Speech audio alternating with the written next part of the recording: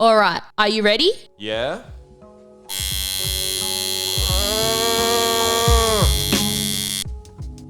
This episode is brought to you by Carlisle Tattoo Co. Bold, bright and everlasting. You can find us at 178 Carlisle Street, St Kilda, Melbourne, Australia. Hello and welcome back to another episode of Carlisle Studios. My name is Hal Hunter and I am here with Bella Hunter. Hello. Do I not get a nice introduction this time? Well, I was actually thinking that I always say like something really nice about you. Yeah, but not this week. You don't love me today? No, I do, but you know, you don't have to say it every time for it still to be true. Okay. You know what I mean? Righto.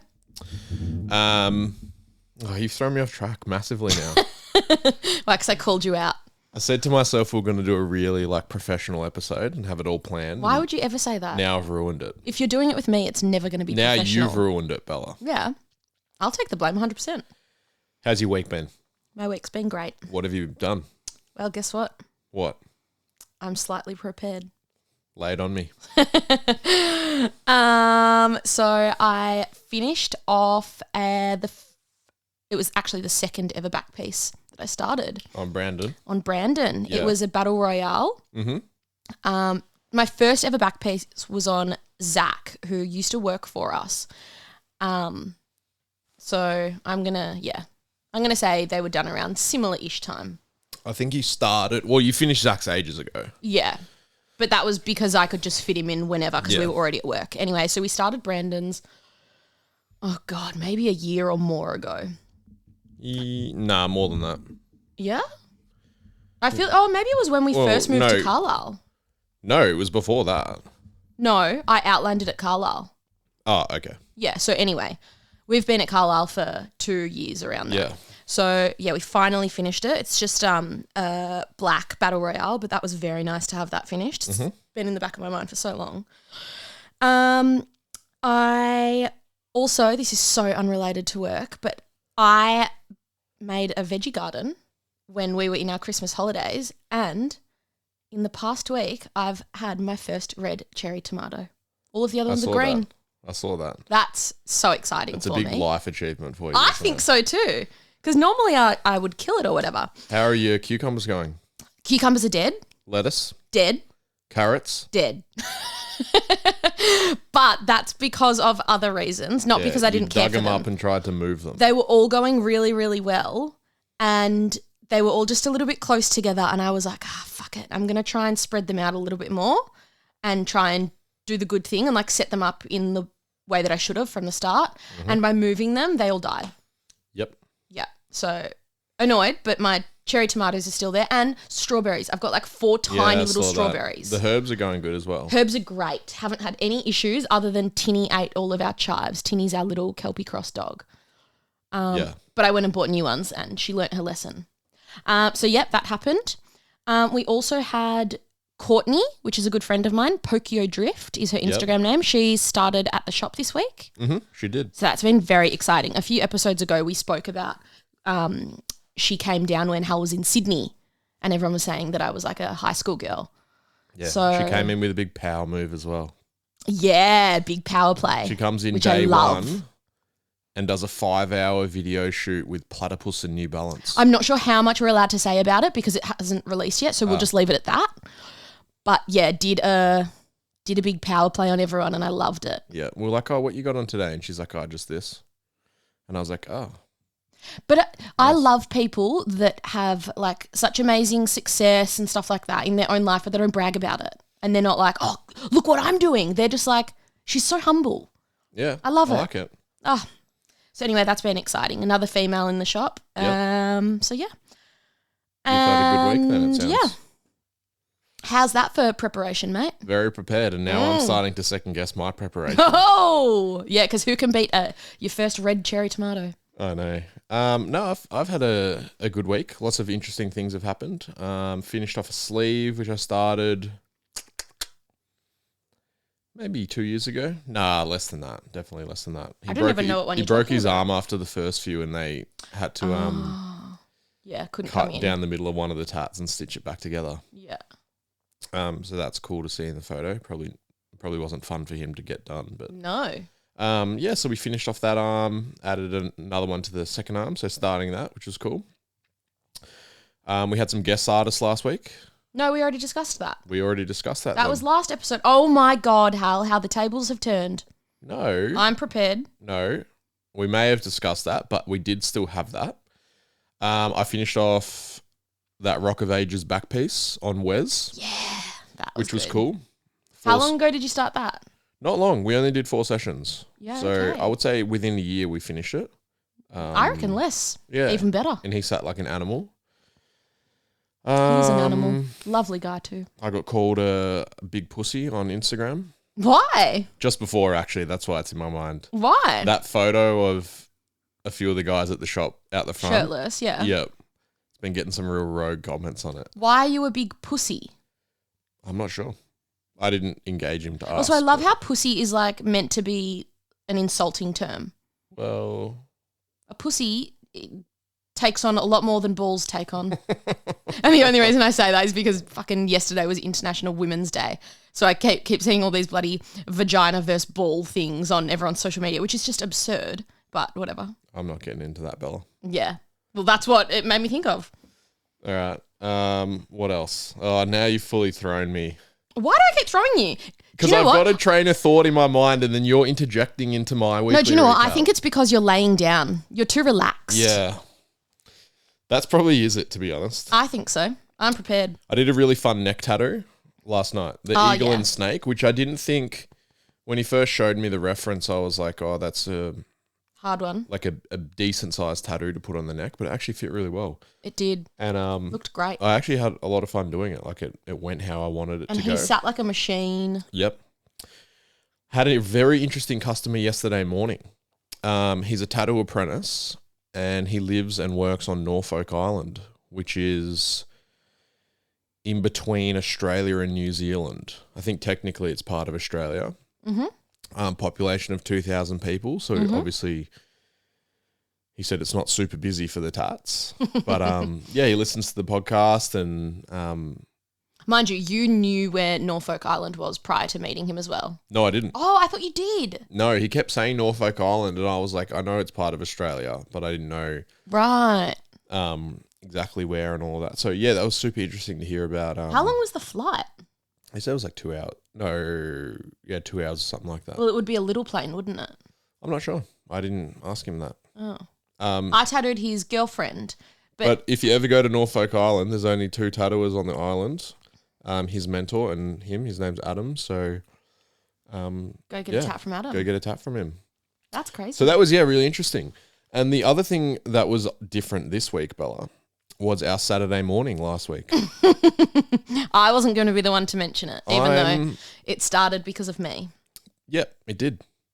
So I'll give you the quick rundown because you love to drag it out. I will interrupt because this actually happened to me more so than you. No, the beginning bit did happen to you. Yeah. The last bit didn't. All right. Get going and I'll interrupt when I want. I usually go surfing with my friend Ariel one morning each weekend. And he thought the waves were going to be good on Saturday. Ultimately, turns out they weren't good at all. But got up at 5:30, drove over to Flinders, which is about 20 minutes from my house. We surfed until about 8 o'clock, went to the cafe. It was one of the shittest condition surfs we've ever had. But Thanks, Ariel. it's always good to get out in the water, I think, regardless, Bella. Yeah, swim with the fishies. Get up early, get in the ocean, revitalize yourself. So I wasn't complaining, but we're having a coffee, all of that.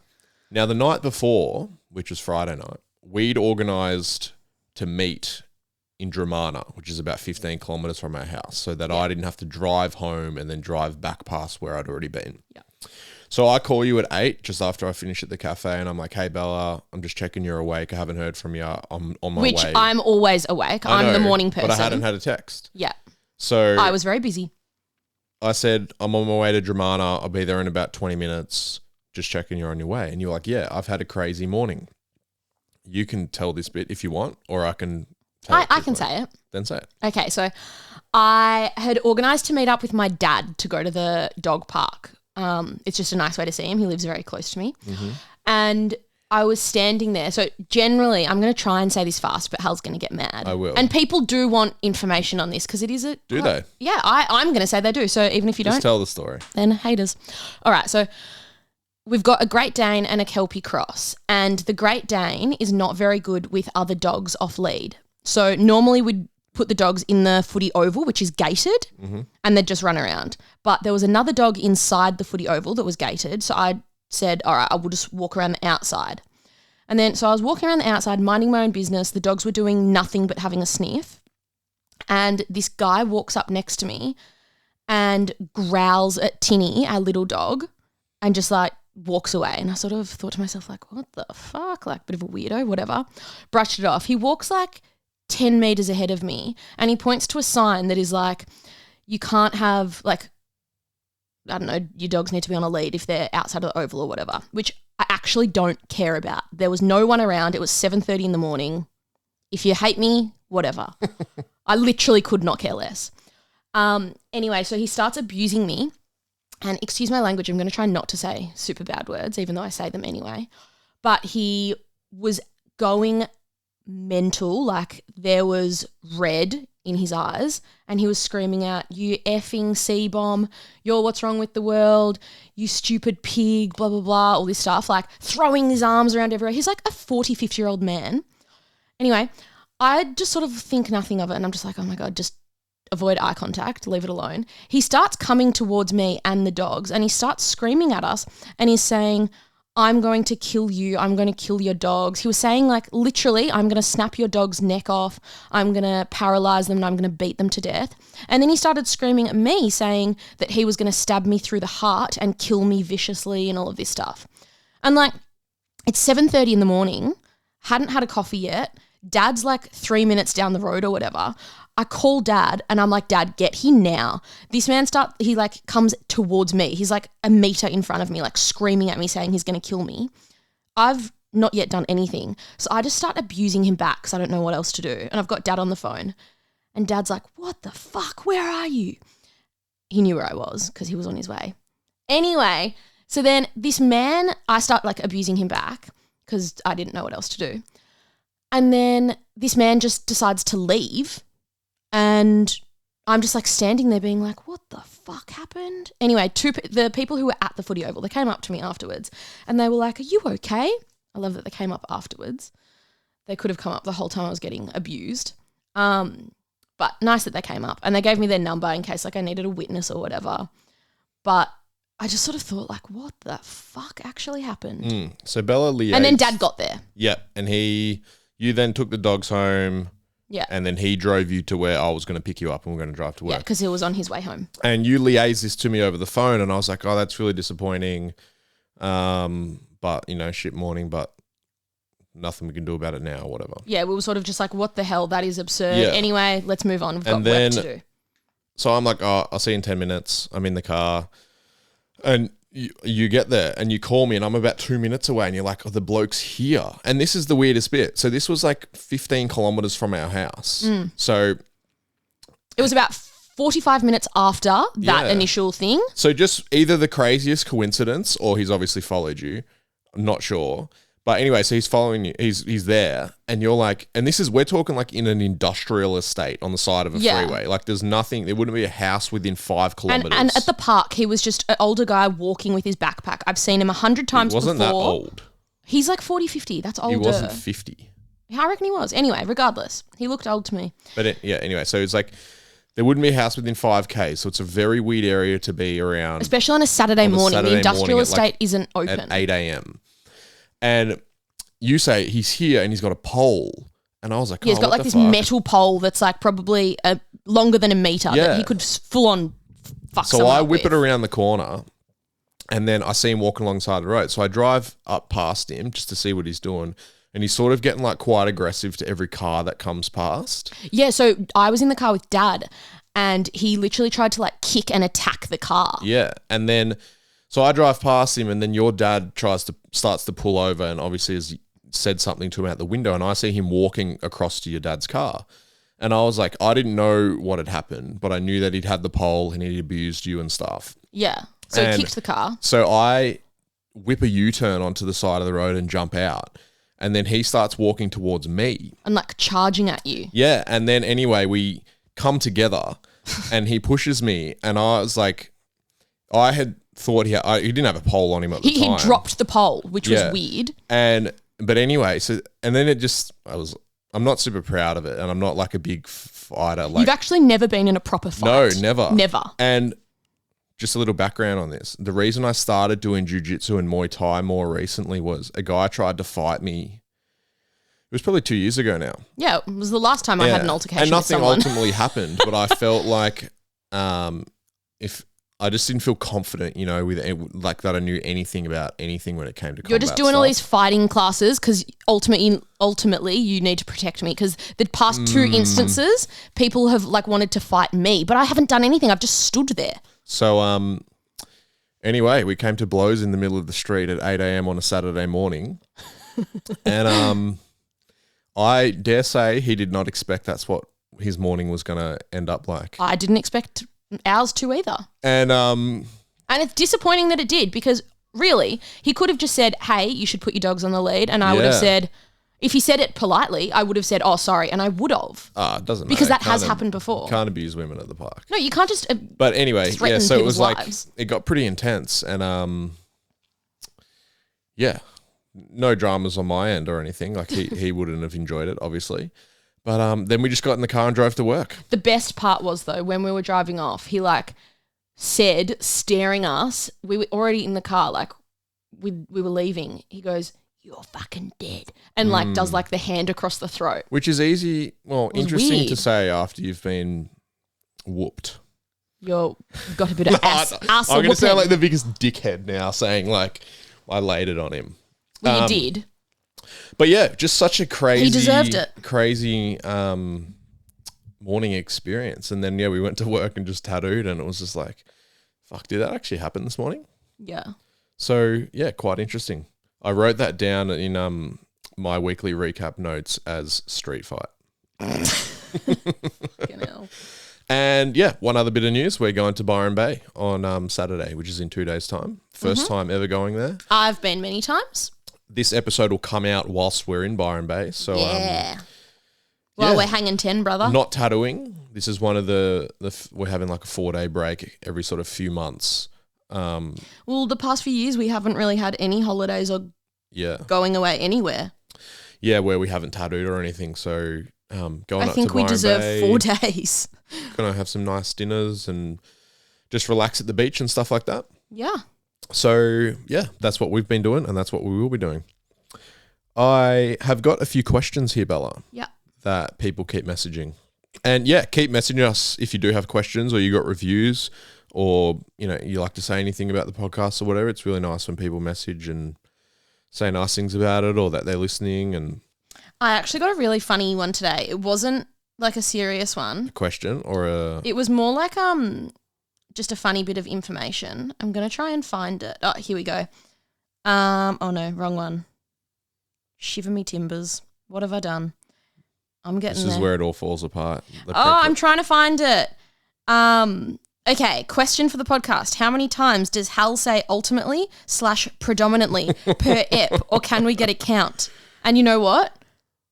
It bothers me so much. You say it every single day. It's not just in the podcast. At least it's not me saying or... Yeah, it could be worse, but it's still annoying. Predominantly and ultimately, they're like long, good, strong words. Does it make you feel smart? I think I say it, and I'm going to rip you here. Rip me. Your face just changed massively. Rip me. So you have a real habit of trying to finish my sentences or stories. You take so long. No, but sometimes because I really think them out in my head what I'm going to say. I know, and it annoys me. Yeah, but more often than not, what you say at the end is not what I was going to say.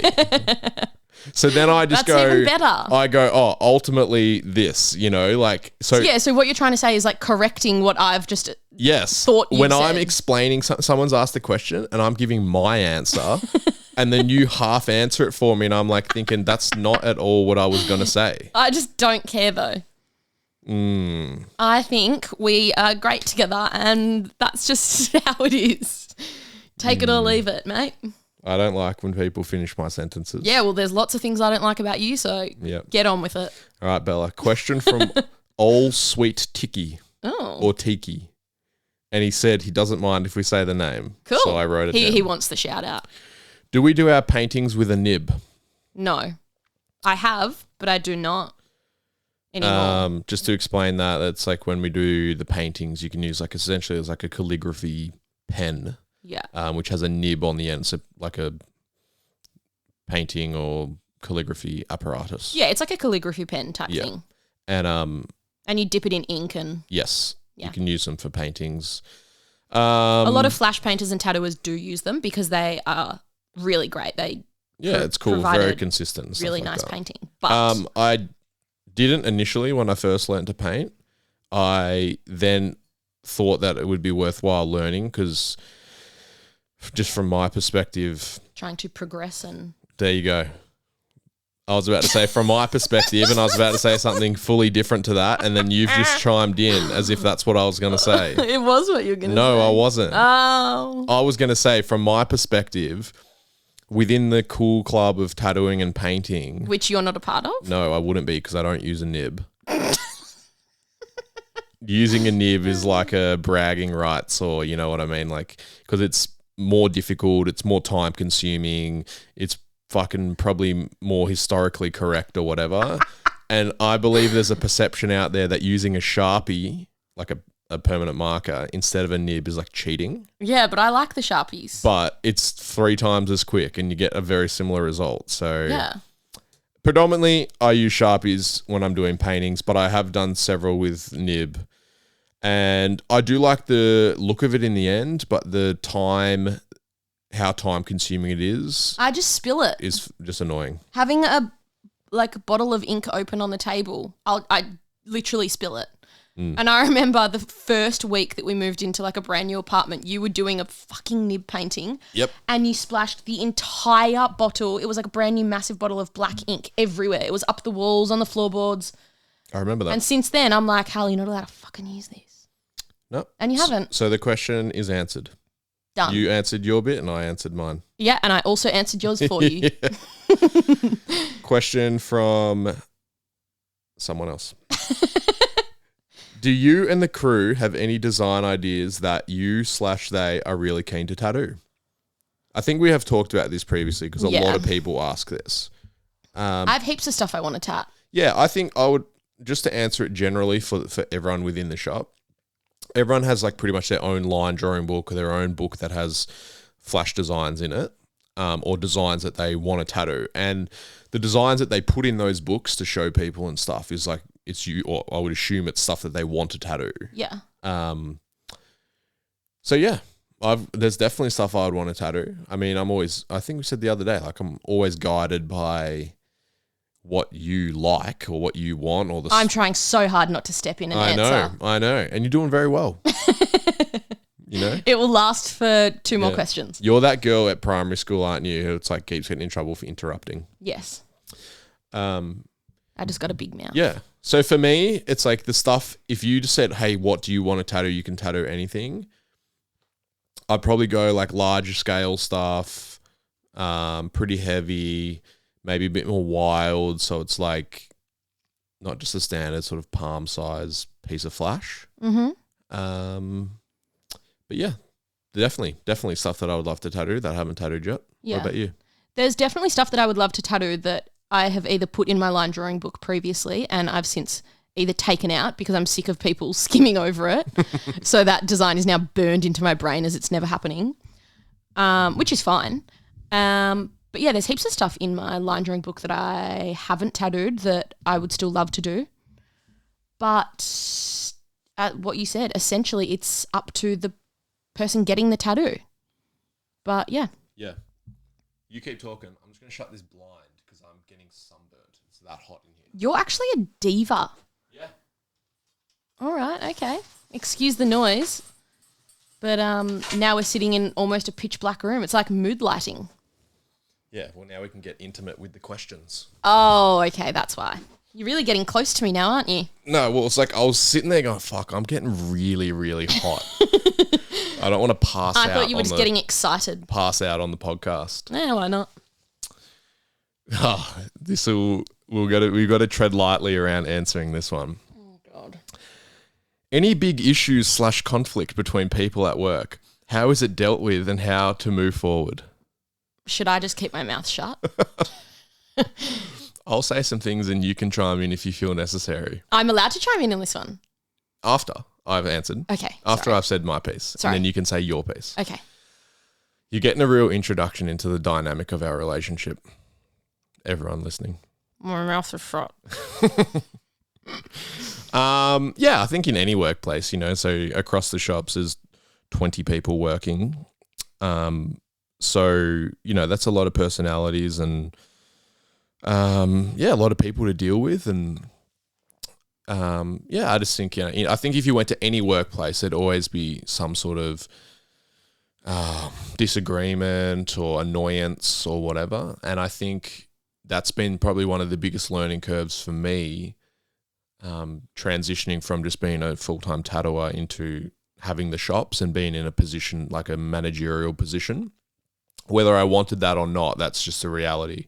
And yeah, I've we both have, I believe, lent very heavily on Bobby and how he's done it over time. And you've got a different managerial style than Bobby. I've got a different one to you and to Bobby as well. So just figuring that out and figuring like how to deal with these conflicts and stuff. Because previously when it was just me working at Vintique as just an artist, if so-and-so had an issue with someone else, like it was just Bobby's issue and I could just tat.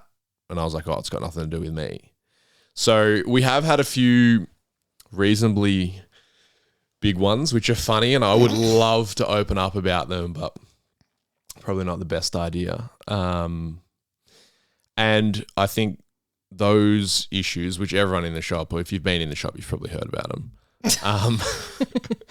They've really driven a lot of change within the shop and change from how we sort of look at things and manage things. And I think ultimately, if we want to look at the positives, having any issue at work, that sort of, it drives change and it makes it a better workplace ultimately. And I think it's also made us realize that,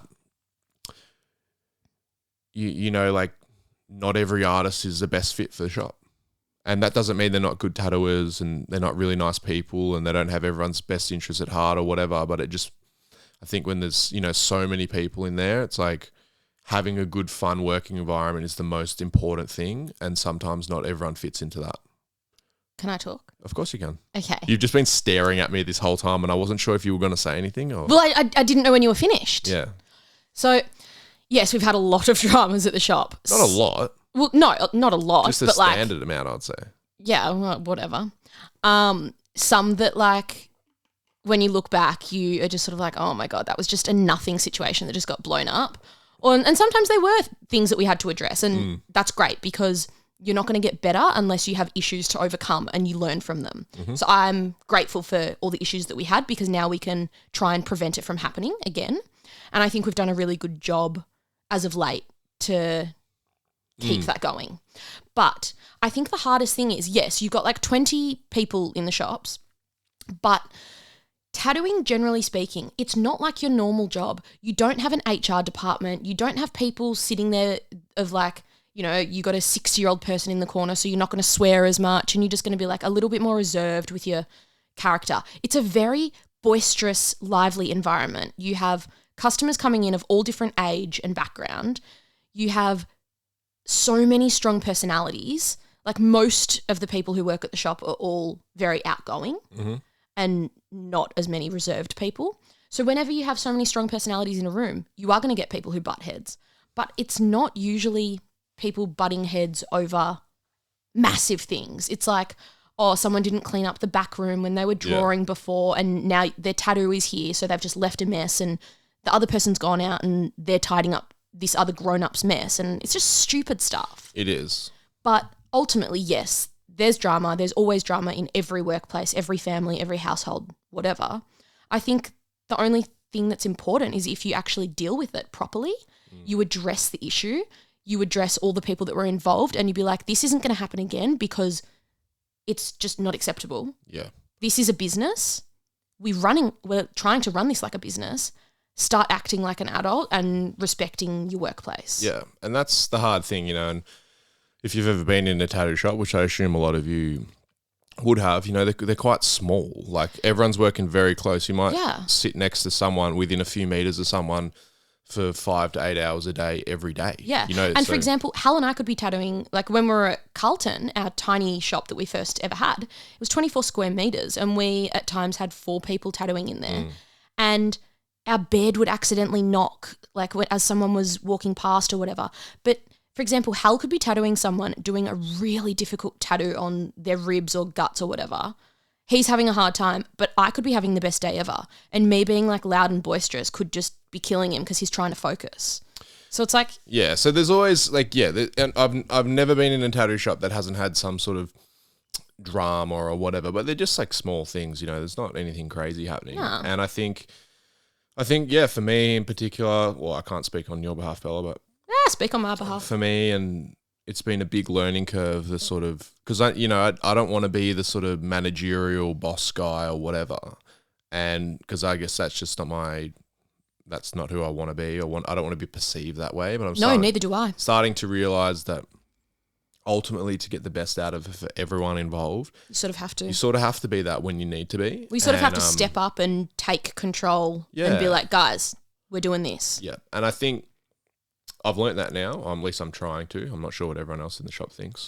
I'd love to hear. They all just hate us. But I've always thought more so like just lead by example. So that's why I always try and lead by example with the work ethic, the quality of the work, all that sort of stuff. And I've taken that from Bobby and from Scott, who taught me to tattoo, and I tried to teach you that. I hope that it's like, if like all the drama and the gossip and the talk within, tattooing is a very small industry, and there's always, always someone talking shit. Someone talking about someone.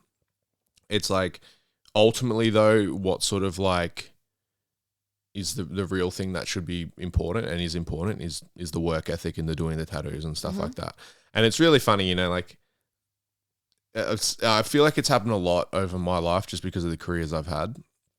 And you're experiencing this now as well, is like you always hear these things that people are saying about you, or like all this sort of stuff. And I used to let it really bother me. And you only ever hear the bad or like ridiculous things that aren't true. Yeah, well, you hear nice things, but I think you just don't pay attention to them as much. I don't hear many nice things. That's okay. You got the ear blockers on for the nice compliments. Yeah. So it's like when you're like, you never say nice things about me. And I'm like, yes, I did this morning, and you just don't hear them. Well, today you didn't. My introduction was just you here with me. That should be nice, because then it's just like, you've chosen to be here with your me. name just like says it all. Oh, of course. Yeah. There doesn't need to be an explanation. I've lost my train of thought again. I'm losing my bloody mind. You are. Yeah, like there's always a lot of gossip and stuff within tattooing, and I think you gotta, like, I always think, you gotta remember, it's like, and we say this a lot at the shop, is like, everyone wants you to do well, but they never want you to be doing better than them. No. And there's always this perception within tattooing that there's like a finite amount of customers, and it's like, if I tat one person, then that's one less person you can tattoo. Which I just think is ridiculous. It's not true. But that's, a lot of people perceive it that way. And it's like, if someone else is doing good, then that means you must be not doing good. Well, yeah. Or you can't do as good as them, because they're taking all the customers or whatever. So I hear a lot of stuff, and a lot of it's really funny, but like... Are there any that you want to address? Oh, mate. Well, I don't think any of the people who say the shit is going to be listening. Does it matter? Well, I heard, Bella, that, and I said this at the end of one of the episodes... people who hate on you are just your biggest fans. Fuck, you sound like a wanker. So I must have a few. Oh my God. Well, there's this funny one that goes around, and everyone says it in the shop because they think it's funny now. That we think they're all funny. My dad bought all of the shops. And he just hands us out money. Yeah, and it was like, everything. it was free. And I was like, I said it to my dad, and like my dad's not into tattoos one single bit. No. And when I started tattooing, certainly would not have been buying any tattoo shops for me. And I think he's been into the shops probably about fucking 10 times total. Yeah. Over my whole career. So my parents have only been in once, I reckon. yeah. So that's always a funny one. And now whenever he comes into the shop, all the guys are like, hey, boss man, and shit like that to him. So that's funny. Oh, there was one that you and me were brothers. So brother and sister. I was going to say I don't have a penis, but sure. No, yeah, sorry. People thought that we were siblings. Siblings. And that we were like trying to cover it up. Yeah. So that was just weird. Weird. And then, yeah, I guess like if any artist leaves or whatever, you know, there's always going to be some alternative story about there's what always like happens and 3 different stories that we hear as to like something and went you're like, down. what? But anyway, we won't get into the specifics of that stuff because it's just not. silly. It's actually not worth thinking about. It's Bella. funny. It makes me laugh, but at the end of the day, I don't really spend much time thinking about it because I ultimately don't care. And look at me, I'm saying ultimately. Because Bella, you just got to focus on yourself, and then that's all you need to do. Yeah, I think like there's a time and place for. Well, I remember sillies. when I was younger, I used to always be like, "Oh my god, so and so's leaving here. Oh, blah blah blah. This is happening." I used to really like pay attention to what was going on, and now I'm just like, I've learned over time that it's like it's not worth. It's just irrelevant, that shit, and the only people. Well, also think of the amount of times that you're actually going to get the true story. So it's like it's not going to change your life, knowing or not knowing. So just move on and think about what you're doing and. Try and progress yourself because all the time that you're spending thinking about them and watching what everyone else is doing, you could be working on yourself and your fucking skills. Yeah, and if they're gossiping about you, Bella, it just means that they're watching what you're doing. Watch away. I'm not doing much. Next question. He's written a lot of questions, this guy. Oh. I'm not going to say his name because he works at the shop. But I know who. He said, get Hal to talk about straight edge. Again. Did we talk about this? I don't know. Well, I feel like the topic has come up so often in the shop lately. Well, that's because Charles declared going straight edge. That's why he? Yeah, that's why it keeps getting spoken about. Is that why he wanted to get that skull head tat? Yes. Yeah, okay. Maybe you should pay attention to the gossip more. And you'd know what was going on. Well, do you know what? I'm at the very front of the shop, so I actually can't hear a lot when everyone's patting now. No, I'm definitely not saying that. I just can't hear the conversations because I'm at the front, so I'm the person who is like, hi, how you going, everyone, who comes in. And over my machine, I can't hear what's happening beyond one person in front of me. Well, we haven't actually spoken about it while anyone's getting tattooed, so you've been around. Oh. But anyway, straight edge. This is from Charles, one of the guys who works at the shop. You said you weren't going to name him. Naughty. Yeah, it's from his other account. Yeah. I didn't know. Burn account. Yeah. I won't say what it is. So I've been straight edge since I was 17. So how many years is that, Bella? You're 30 this year. 13 years. And so if you want to listen to straight edge and get a bit more in depth about, you know, some interesting perspectives on it and stuff like that, go back and listen to the episode. I think it's episode 7 or something. It's called Straight Edge and Xanax. Yep. It's with Stevie Tattooer from up in Hunter and Fox, who was one of, like, I would say, the more prolific straight edge tattooers in Australia. Yeah. Well, potentially the most prolific. And he's no longer straight edge, and we go into why. And it's actually really... It's a very captivating episode that's very different to all of our others. Interesting, more interview style, and he talks a lot and I barely speak. Hal, stop patting the cushion that you're sitting on. Sorry. It's one of those ones where you rub it one way and it's a different colour and it goes the other way. Velvet. So I'm trying to get it all the same. Okay, stop it.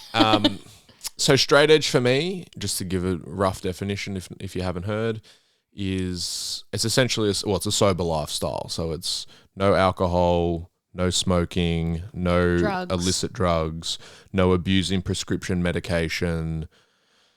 Then there's like some additional stuff that some people want to put in there. Some people put veganism in there. Some people put caffeine in there. Yeah, some people don't drink coffee. Some people don't have sex. Like I've met almost no one who does the sex thing. I can respect the other ones, but the sex one, I'm just like, it's a temptation, I think, you know, and I think at the core of it, and I might have a different perspective on this as to some other people, so everyone's free to think what they think. For me, it was always about like one, I wanted to be healthy, and that's what I thought healthy was when I was young, was not drinking and stuff like that. And I look back at that. You were also trying to be an elite athlete, exactly. at a professional So it was level. about being healthy. So I didn't want to, and I look back and it's probably one of the best decisions I ever made. I would agree. Saved me a lot of money. I think it would have saved me getting out of a lot of trouble.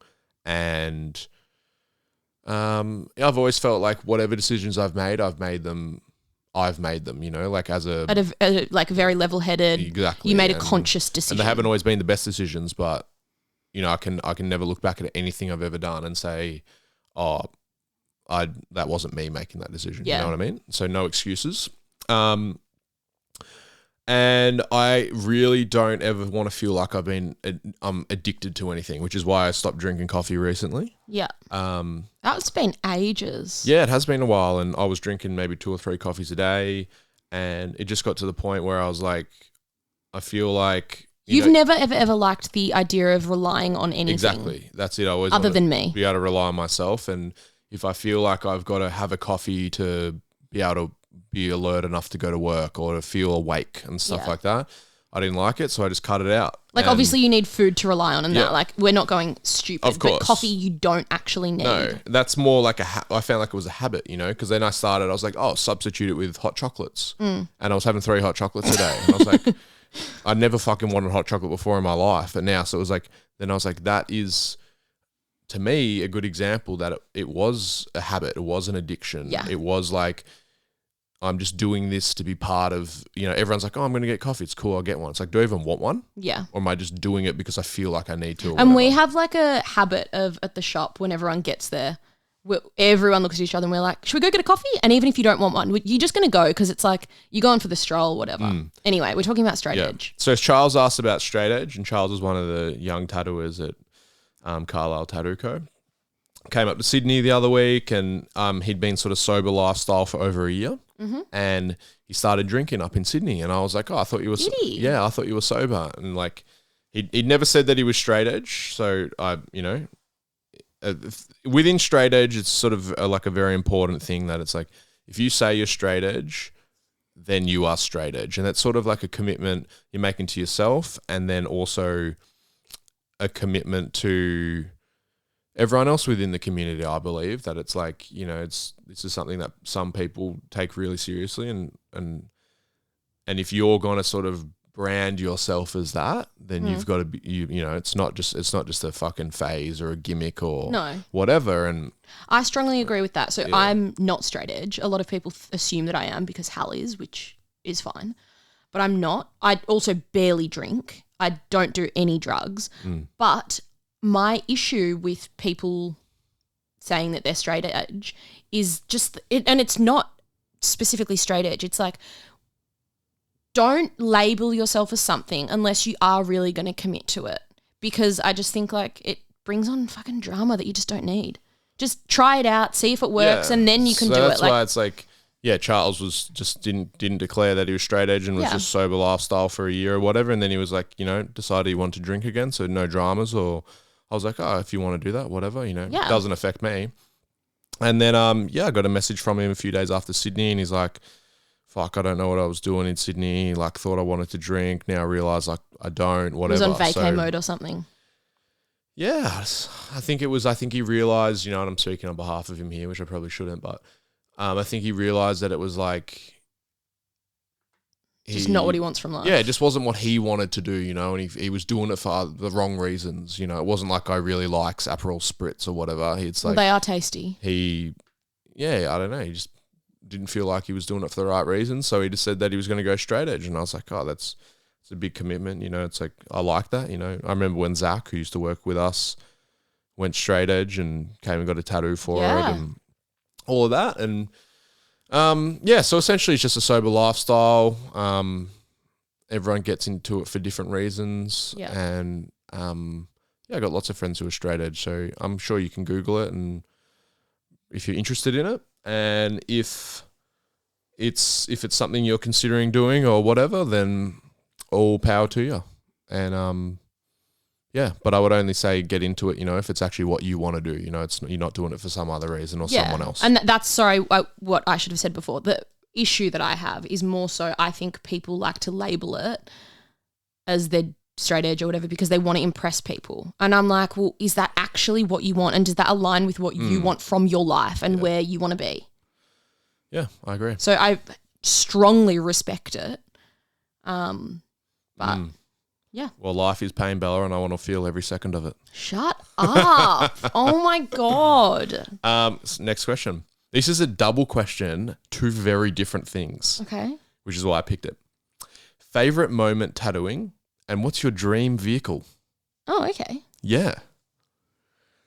You're not a big car vehicle person, are you? No, I'm not. And you know what? I'm 30 this year. My entire life, my dream vehicle has been what we actually bought me last year. What is it? It is a Discovery. Series 4 Discovery Land Rover. Mm-hmm. You got to be specific about the Series 4 because that's the style, the body shape you wanted. Yeah. I knew you'd correct me. That's why I just said the simple version. Not the new series. Yeah. I'll start with the car thing. I think if I could get any dream vehicle... Mind you, you're not that much of a car guy, but you have gotten into it way more in the past few years. I think the one that I've got in my head that I would love to get at the moment is like a Series 1 Land Rover. Oh, beautiful. Yeah. But I would like like big four-wheel drives and like big boxy cars. That's my vibe. Yeah, I want the Series because I've got the 1965 Chevrolet C20. Mm-hmm. Which is like a big American ute. I do love that car. Which has got the long bed in it, which is the C20. And I really do love it. But the only thing the thing I don't like about it is how big it is, how long it is. Well, the thing that I don't like about it is that you just can't have a car like that for every day. No, of course. So I like But it's a dream car, Bella. I know, I get that. It's not like dream car, but you got to be able to drive it every day and it's got to be under $2,000. No, I get that, but I'm very realistic. Like, I don't want to have shit that I can't use all the time. And that's my issue. Like I love that you love your car and you loved the motorbike and all of that crap, but if I can't use it and like play with my toys all the time, I don't want them. But you're saying that it's like, oh, if it doesn't work every day and you can't use it every day, then it's not a toy. It's an everyday fucking device to get you to and from work or whatever. Yeah, okay. So I'm saying these are dream cars. Well, this question was clearly directed at you because they know that I don't care about cars. They might not know that. You haven't talked about it. They know that you care about cars. I'd go Series 1 Land Rover, but I'd want it to be like fully restored and all that. Yeah. Even then, they still probably only go 60K an hour. And we don't have the money for that, so it's not happening. No, you could get one. They're actually not very expensive. How much? 40 grand. We're not getting one though. No, we're not getting one, but they're not talking fucking $1 million Lamborghini or whatever. Yeah. Oh, I definitely would not want that. That's fucking gross. If I had the money... I don't like convertibles. Hate them, actually. No, so if I had the money, I would get like a Mercedes Pagoda. What does that look like? Those little ones you showed me the other day. So like an I don't like that. No, yeah. Like an old SL... That sounds ugly. I don't know what it looks like. I can't remember. They're the little Mercedes. You said on the video the other day you really liked it. I don't know. See, I don't know things about cars because I actually don't care about them. I'm like, drive me from A to B, be able to fit my dogs, some other shit that I want to throw in there, and be reliable. My phone just ran out of battery. So my God. I can't show you the picture of the Pagoda. Well, that's second part of the question, though. What is your favourite tattoo moment? Do you have one in your mind that you're sitting there going, or you look back and go like, that's something I'll remember forever? No. I've got a few. I'll say some that might trigger your mind. The one I spoke about the other week, definitely the skull in the middle of the forehead tattoo. Yeah. That was... I think it was like just one of those moments when I was doing it and I was like, I could potentially never get the opportunity to do something like this again. And I was also like, I was so happy with the way that I felt prepared. I was confident and prepared to do a tattoo like that. Yeah. So I felt like, I look back and go like, I feel like the effort or the work that I've put in over my tattoo career has allowed me to make the most of that opportunity. Yep. So that was a big one. My first ever back piece. Mm-hmm. It's not my favorite tattoo because I did it 5 years ago or whatever, but that was, I think, getting asked to do a back piece is a big achievement within tattooing. You know, like it's probably the holy grail of tattoos, I would say, is like getting to do the largest tattoo other than a full body suit, but like, you know, the largest individual tattoo you could put on someone's body is their whole back. Yeah. So that is one. And anyone who asks for a back piece from me is like, I really do appreciate that. Suck up. Now you just want more. That's you like feeding for more.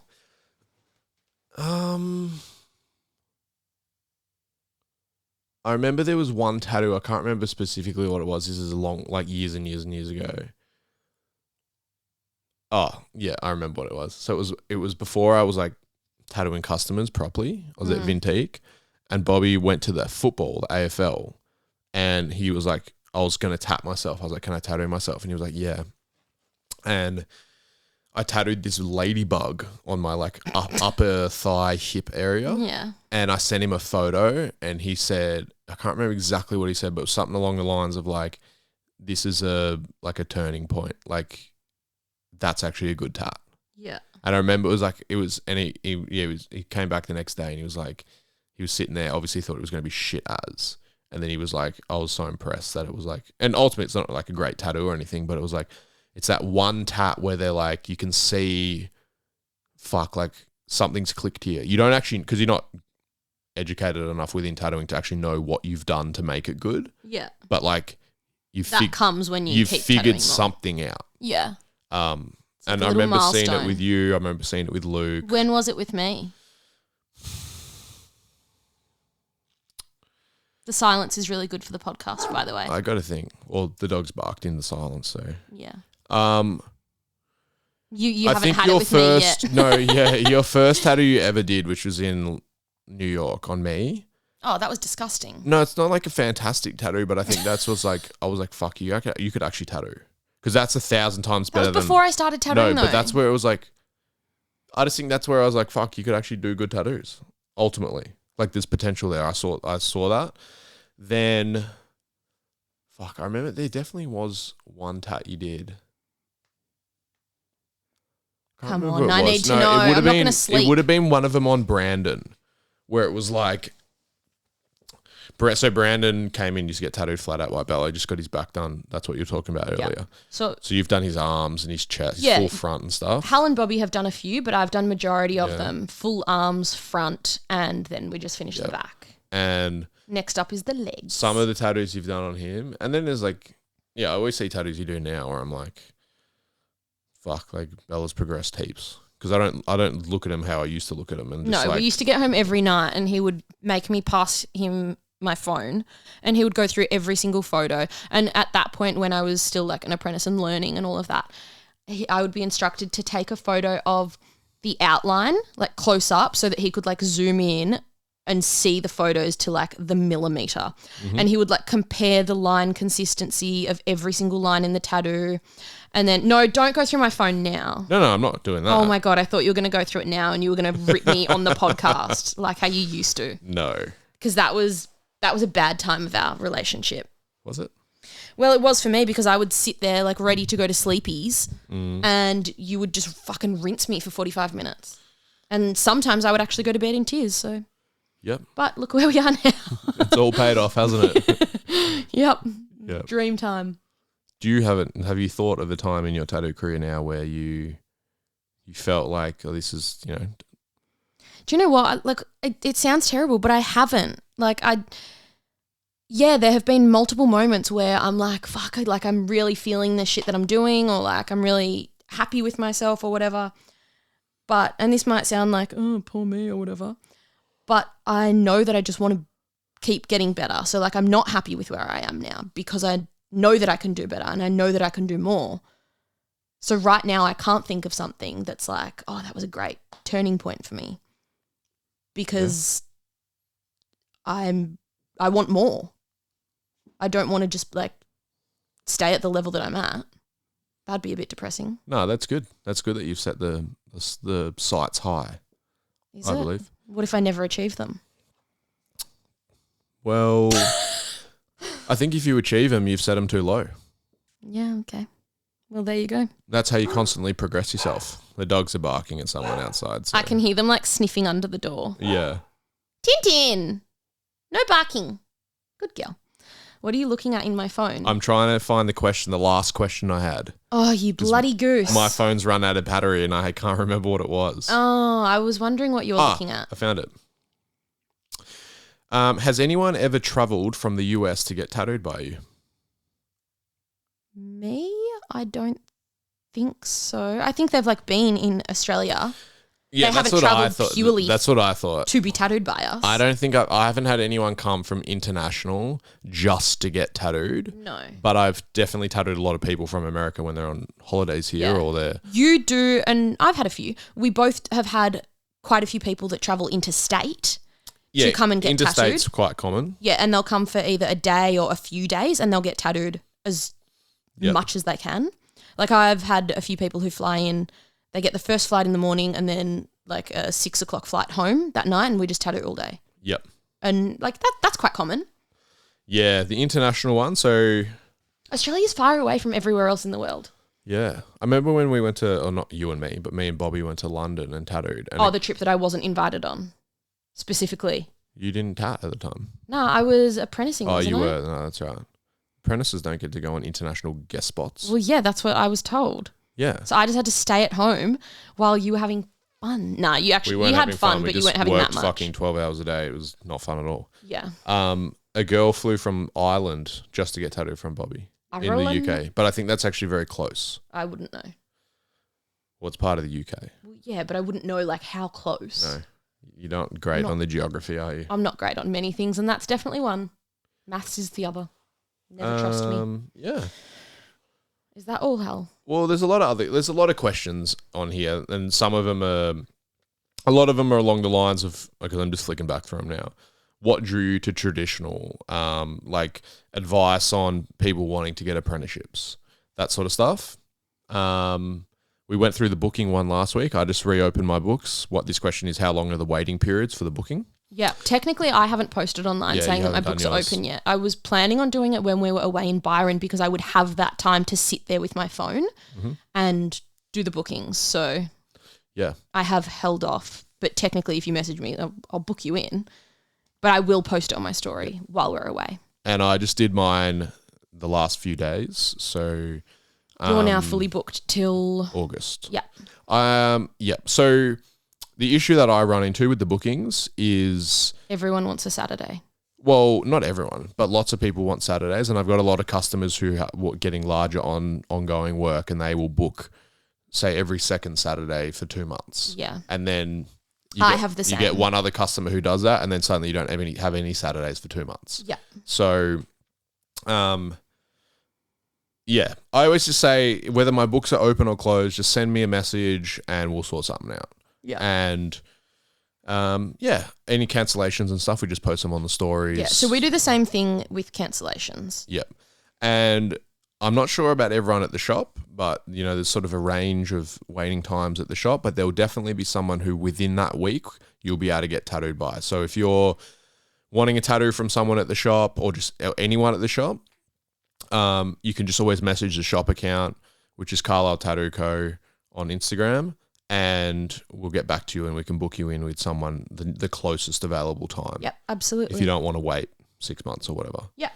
I had this one screenshot. So this is from Holiday, who is one of our customers, and I tattooed him just the other week, and he wrote, "Love to hear the Hunter Bros cycling story and about sports Hal has done / competed in after AFL." Did that make sense? Mm-hmm. So I wanted to address that quickly because a few people do ask me about that. So Hunter Bros Cycling was a cycling, like road cycling, bicycles, cycling apparel brand that I had with my brother and my father, which we ran for 10 years. Oh. No, not 10 years because it's not 2024, is it? No. We ended at the start of this year, so I think it was like 9 years or something. Yeah. So that was something that my dad and I sort of started the year after I finished playing AFL. And your brother was still in high school. My brother was still in high school. He was 15 at the time. And it sort of came, well, I guess the origins of the brand were that we've always been a big cycling family, always into bikes, that sort of stuff. My brother competed in cycling when he was real young. And when I finished playing footy, I had some issues with my body, and cycling is a non-load bearing sport. So yeah, he had a lot of hamstring issues. Yeah, and ankle stuff. So the running was hard for me, but cycling, it was like I could, do a good exercise. Yeah, low impact. So yeah, started cycling heaps after footy, and it's like with Dad, and Dad had just sort of come out of doing 20 years in the fashion industry, and he was interested in making some of his own stuff, and I was like, this is the dad that owns the shops. Oh yeah, the big boss man. Yeah. And yeah, I was getting into tattooing at the time, and we sort of said, well, why don't we sort of collaborate the two? He knows the fashion, the industry side of it, and I know that I'm doing design stuff with tattooing. So yeah, we just did some small runs, and it went really well. It started. I remember the first photo shoot that you did before you released it. You actually made me be a part of it, which was a bad decision. But you started out with just t-shirt designs. No, we did. We had one kit. The first ever drop. 2 kits. No. Oh no, true. That's right. No, so we made like Here I am lying. Yeah, exactly. Finishing my stories again with non-truths. So yeah, we made cycling apparel like Lycra, and yeah, it was one of the best things that we've ever done as a family, and such a unique experience to get to build that up from nothing. To my dad and my brother ended up working on it full time. I was still tattooing obviously in the last few years, so I wasn't doing day-to-day stuff so much, but it gave us some amazing opportunities to travel around the world. We got to race all around the world. And you got to do it with your family and some of your closest friends. Went to a lot of countries that I would never have thought to go to, and raced all through Asia, in Europe, in America, stuff like that. So I look back on it, and it's sort of, we had grand plans when we started. Like when you start anything, you're like, I'd love this to be massive. You just wanted it to be successful enough. Initially when we started, we said like, if this can just pay for us to travel together as a family and ride our bikes, then that's enough. We're happy with it. And it definitely sort did of did that 10 times over. And I think, then you transition into going, oh, can we make this into like a full on business, and, like blah, blah, blah, blah, blah. And yeah, because it was pretty much just a small family run business that it was, you actually enjoyed. It was more actually like a hobby, and then it became like a job business. And I think ultimately we decided that, especially during COVID, there was no racing on, there was, no cycling. It was just more back of house business stuff. And it was the 2 years of COVID were actually financially the 2 best years the business ever had. But the fun had gone out of it because we couldn't ride, we couldn't travel. You couldn't do all the things that drew you into loving and starting that business. Exactly. And my tattooing career had really taken off more so in just before that, and I'd been tattooing 7 days a week. Yeah. So it was getting... Our lives were just too busy for you to give the time to it. So I was struggling with time. My brother had finished school, finished uni. And he was about to move to Italy for wanted to move overseas. My dad and my mum had moved out of Melbourne, so there was sort of like no contact hours. So it was sort of, we had this business that was operating and doing quite well, but nothing else was falling into place. Yeah, everything else that we enjoyed about it wasn't there. And we sort of just decided ultimately that it was like we've all sort of drifted on and moved on to different parts of our lives, and running a business like an apparel business wasn't actually what we wanted to do. It was all the other stuff surrounding it. And if we weren't going to be doing that, then we didn't want to do the business side of it. So we decided to just end it. And yeah, sort of like, it was quite bittersweet. I think it was the right decision, because none of us have, are dying to restart it or anything. No, but I think no sad or regretful thoughts about the sad bit is that we just don't have those opportunities to hang out like we used to. You would have you would call them meetings, but you would literally just go and drink coffee and eat croissants and sit there for 2 hours and talk. Yeah. And I look back and it's like one of the best things we've ever done, and such a unique experience for a family to get to experience, to do that together. Yeah. And you grew up always being really close with your family. Like your brother is your best friend.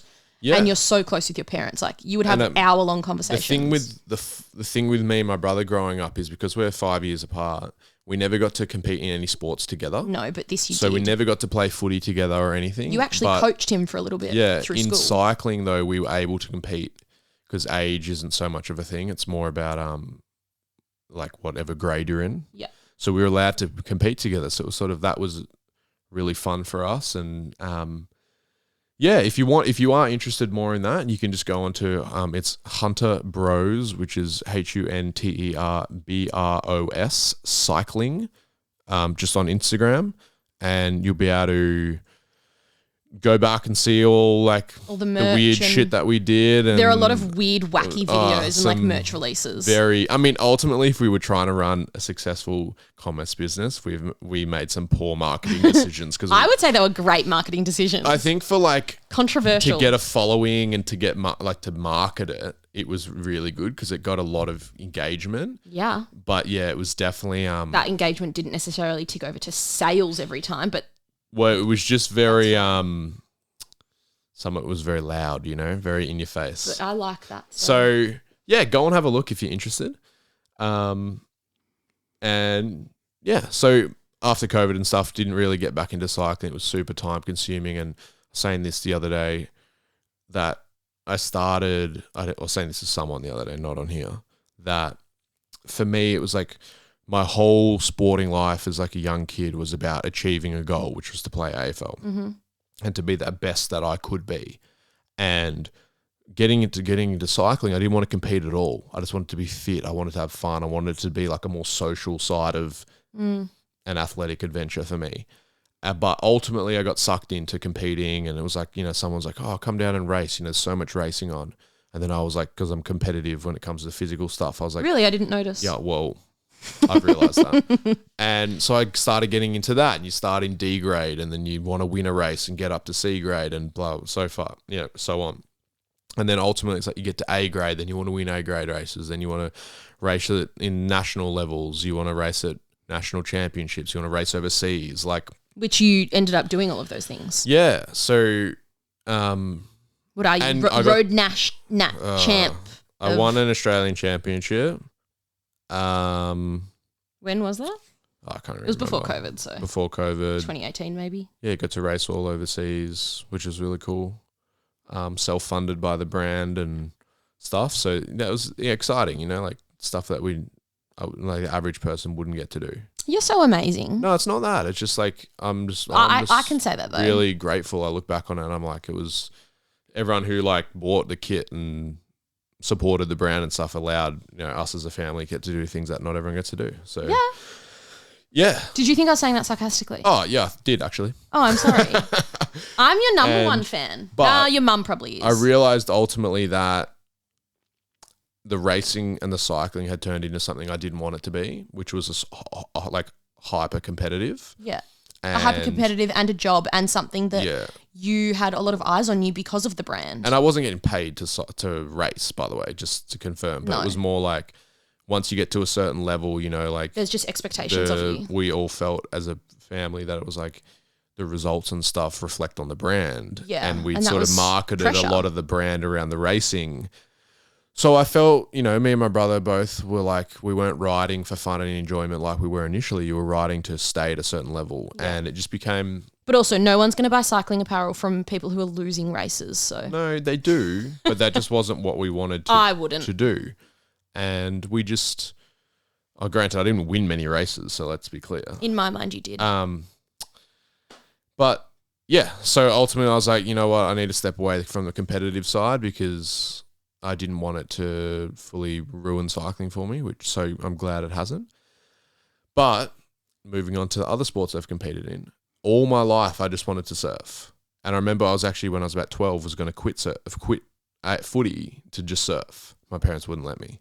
Well, also you lived in a city and not near the ocean. I know. But then even when I was playing AFL, we used to go surfing once or twice a week. And we all just were like, fuck, we just want to surf. We don't want to train. We don't want to play footy, whatever. Yeah.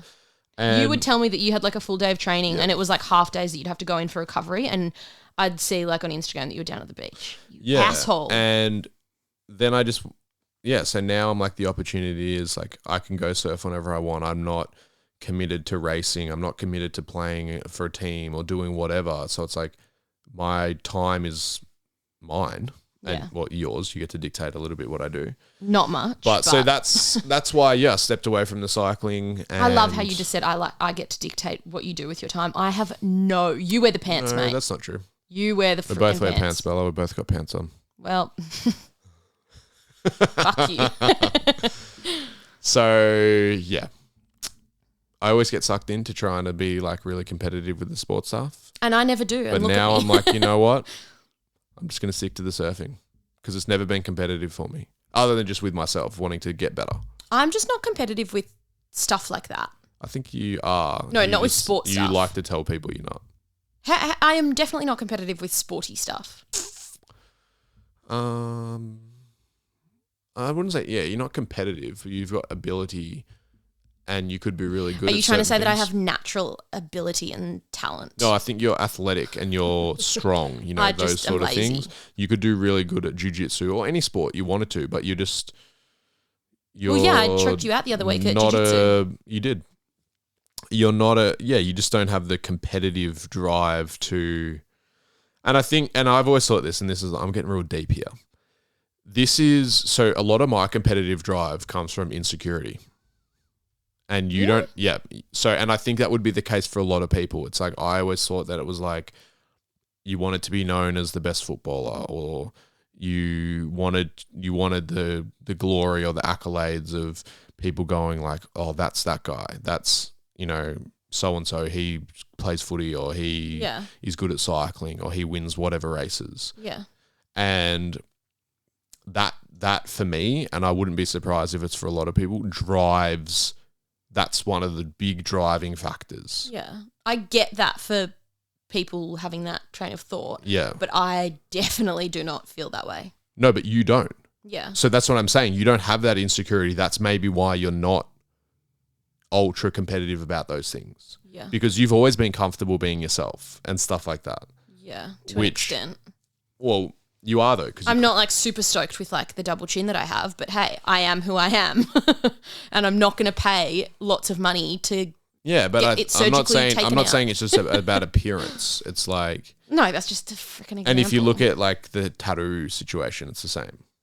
It's like, I always wanted to be the guy. It's like you walk in the room and everyone's like, oh, he's the tattooed guy. See, I've never wanted to be that because I don't like having eyes on me. I know. So because you're not insecure about it. Whereas I was always like, I wanted to stand out for whatever reason. I don't think that that's because I'm like, I guess, secure in my thought of myself. I think it's just because I don't actually care. But you don't care because you're not you don't care about what other people think, which is like, that's not an insecurity for you. Yeah. That's what I'm saying. Yeah, okay. Whereas for me and stuff, it was like, I'm not going to say this for all the other guys, but I would be surprised. It was like when we were younger and stuff playing footy, it was like we all wanted to be known as like, you want to be the best.